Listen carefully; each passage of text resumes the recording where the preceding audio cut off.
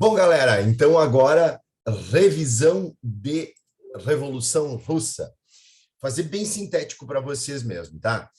Final do século XIX, início do século XX, Rússia czarista, havia abolido o regime de servidão só na década de 1860, mas havia uma remanescência de muita miséria no meio rural. Existia uma galera que eram os capitalistas agrários, os tais de kulaks, mas a maior parte da população ela vivia numa situação de miserabilidade e a fome era, sem sombra de dúvidas, o grande terror que assombrava a população russa.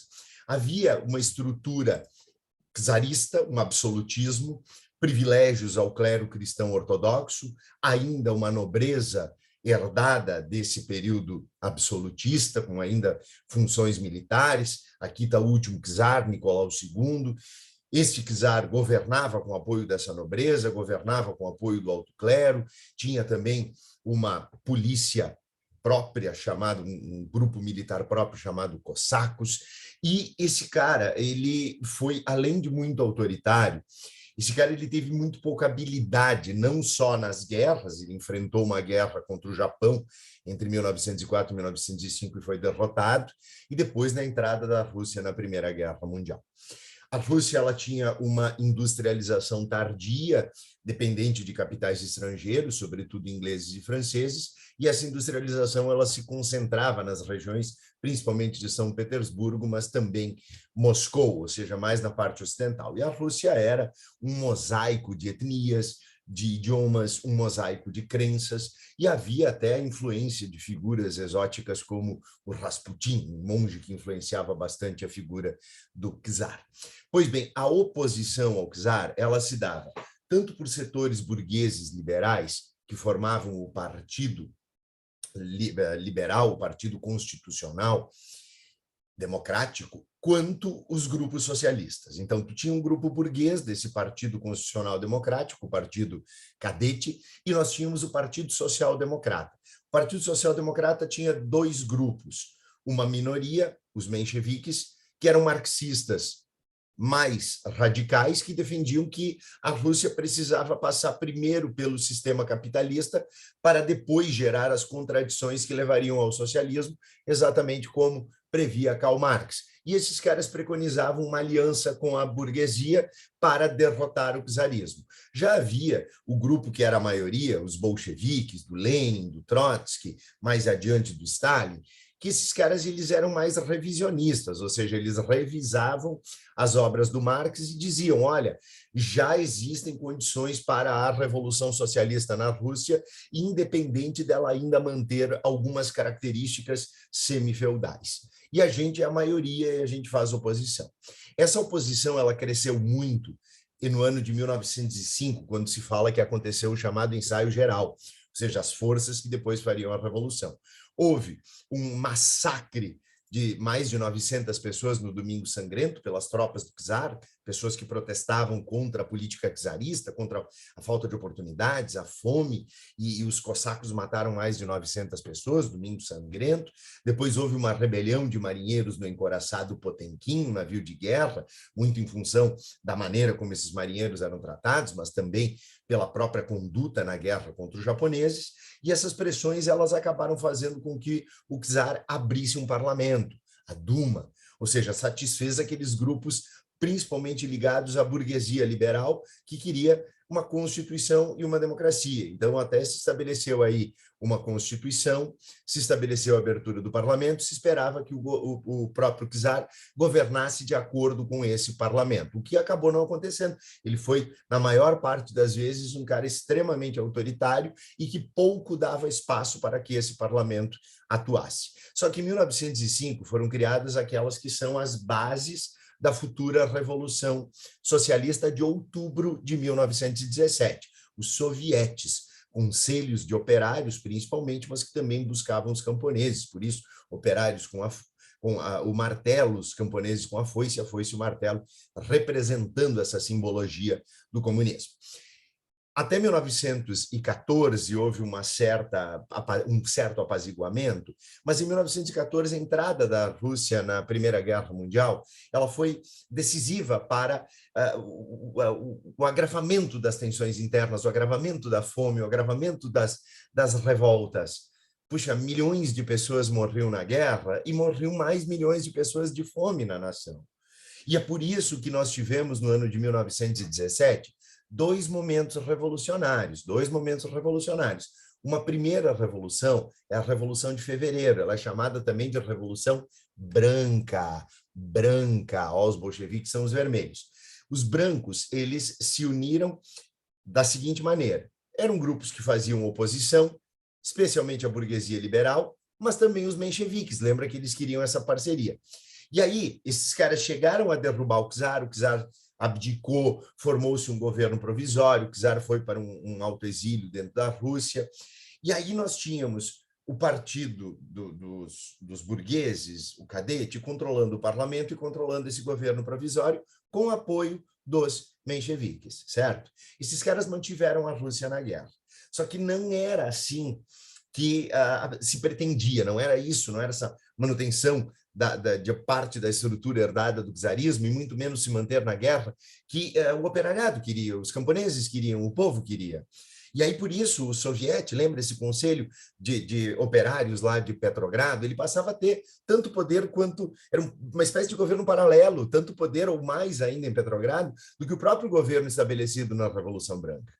Em abril de 1917, o Lenin, de volta à Rússia, faz um grande discurso lançando as teses de Abril, prometendo paz, terra, pão, todo o poder aos sovietes. Ele diz que quando ele tomar o poder, ele vai retirar a Rússia da Primeira Guerra, porque ela é uma guerra imperialista, e os operários do mundo os proletários do mundo estão se matando em nome dos interesses do capital, e isso vai acabar desencadeando uma grande mobilização operária, uma grande mobilização camponesa. Os bolcheviques começam a crescer, a influência deles nos sovietes é cada vez maior, e em torno disso, cooptando muitos soldados, muitos marinheiros, cooptando também operários. O Trotsky, o outro líder, junto com Lenin, ele arregimenta essas pessoas para o Exército Vermelho. Então tem o branco, que não era czarista, mas que era contrário ao comunismo, era dos burgueses, e tu tem esse Exército Vermelho.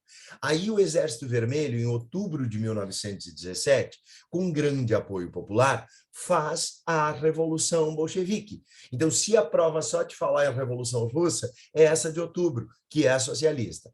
Aí esses caras fazem a Revolução, tomam o poder, é criado um comitê de comissários do povo presidido pelo Lenin. Se estabelece imediatamente um governo socialista. E aí a oposição branca se une aos remanescentes da monarquia, do clero, se une aos remanescentes da nobreza, ou seja, a galera que era a base de apoio do czar, enquanto os bolcheviques comandam o governo no chamado Grupo Vermelho, certo? Então tem esse grupo branco na oposição e o Grupo Vermelho tomando o poder. Aí, primeiras medidas do Lenin, ele estabelece uma estatização das terras, uma estatização das fábricas, ele tenta estabelecer a partir disso uma coletivização progressiva, se estabelece já a convocação para uma constituição comunista, que estabelece um partido único. Então, olha bem, tu retira dos sovietes o núcleo do poder e tu partidariza os sovietes. E o poder fica concentrado na mão do Lenin. O Lenin negocia com a Alemanha, retira a Rússia da Primeira Guerra Mundial, Tratado de Paz de Brest-Litovsk. Isso faz com que a Rússia pretenda consolidar a sua revolução. Só que em 1918 termina a Primeira Guerra Mundial, e enquanto Lenin atuava nessa ideia de combater os grandes financistas, combater, ali está o Rasputin sendo mandado embora, os membros da igreja, da monarquia, todos sendo expulsos do país. Ao final da Primeira Guerra Mundial, nós já vimos que se formava, inclusive, aquela formação de diversidade de pequenas nações no leste europeu, isolando a União Soviética numa espécie de cordão sanitário. Foi uma estratégia dos países capitalistas para evitar que a Revolução Comunista se estabelecesse, se expandisse. E aí o que acontece? Internamente, eclode uma guerra civil. Essa guerra civil na Rússia tem o Exército Branco, lembra que eu te falei, a galera que se uniu na oposição, os burgueses, os mencheviques, antigos membros partidários do czarismo, da igreja, tudo mais, esses caras eles passam a ter apoio externo, eles passam a receber armamentos, eles passam a receber financiamento de ingleses, franceses, norte-americanos. E esses caras, eles começam a combater o Exército Vermelho. Esse período da Guerra Civil foi um período extremamente terrível já para esse início de governo comunista na União Soviética. Foi estabelecida uma política econômica denominada comunismo de guerra, onde tudo passava para o controle do Estado, e isso fez com que muita gente voltasse a passar por aquela situação de uma fome extrema. E o pior é que o próprio Partido Comunista que estava no poder, ele massacrava pessoas que questionavam sua autoridade. Ele começava a agir de uma maneira tão autoritária quanto haviam agido aqueles membros do czarismo. E isso ameaçava a própria Constituição, não apenas o inimigo da oposição, mas também a perda do apoio popular. E é aí que, mesmo com a vitória do Exército Vermelho sobre esse Exército Branco que avançava, o Lenin ele modifica, a partir de 1921, a situação. Em 1922, foi criada a União Soviética, dando extensão ao que seria essa ideia do Império Soviético, a União das Repúblicas Socialistas Soviéticas, que duraria até 1991, portanto, centenário, em 2022, de formação da União Soviética. E nós temos também o seguinte, nós temos a nova política econômica. O Lenin adota essa nova política econômica, que é a NEP. Ele alega a ideia de ter que dar um passo para trás para poder dar dois para frente. Ou seja, ele adota medidas capitalistas, o passo atrás, devolve terras a seus antigos donos, devolve fábricas a seus operários, abre a União Soviética para acordos com países capitalistas, como foi feito o acordo de Rapallo com a Alemanha, para futuramente consolidar o socialismo. Pois bem, a NEP dura um pouco mais da morte do Lenin. Após a morte do Lenin, nós tivemos Trotsky, que era muito próximo a Lenin, que divergia em várias coisas, porque Trotsky queria uma revolução em nível mundial, e Stalin disputando o poder. O Stalin acabou se impondo. O Stalin vai governar de maneira tirânica, autoritária, totalitária a União Soviética de 1927 até a sua morte em 1953. O Stalin vai criar duas coisas fundamentais. Em termos econômicos, primeiramente, ele vai adotar uma economia planificada. O que significa isso? De 5 em 5 anos, a economia passaria por um replanejamento. Percebam, planos quinquenais. Prioridade para a indústria pesada, coletivização progressiva da agricultura, muita propaganda de Estado, evidentemente, mas se gera, e aí se acusa o Stalin nos anos 30 de um holocausto de fome na Ucrânia, e se tem essa situação toda horrorosa em relação a diversos povos que não eram propriamente os povos antigos da Rússia, remanescentes, mas que faziam parte da União Soviética também. E o Stalin alegava a ideia de pleno emprego, de eliminação da fome. De fato, a produção econômica crescia bastante. Esse planejamento, essa economia planificada vai durar até 1985, até o Mikhail Gorbachev estabelecer a glasnost, mas, paralelamente a essa economia planificada, o Stalin exercia não apenas um governo politicamente de culto à sua autoridade, ele como grande guia da sociedade russa, mas ele foi extremamente cruel. Foram estabelecidos os processos ou expurgos de Moscou, 670 mil membros do Partido Comunista, especialmente aqueles de orientação trotskista. Primeiramente, 670 mil foram mortos, gente. Milhões de pessoas foram exiladas, perseguidas. O próprio Trotsky foi morto com um golpe de picareta na cabeça em 1940, quando estava lá no México, por Ramon Mercader, um agente da KGB. E houve uma perseguição brutal nesses processos expurgos de Moscou e a criação desses campos de trabalho forçado, denominados gulags, onde as situações mais desumanas que vocês podem imaginar pairavam. E aí olha a quantidade de gulas que existiam.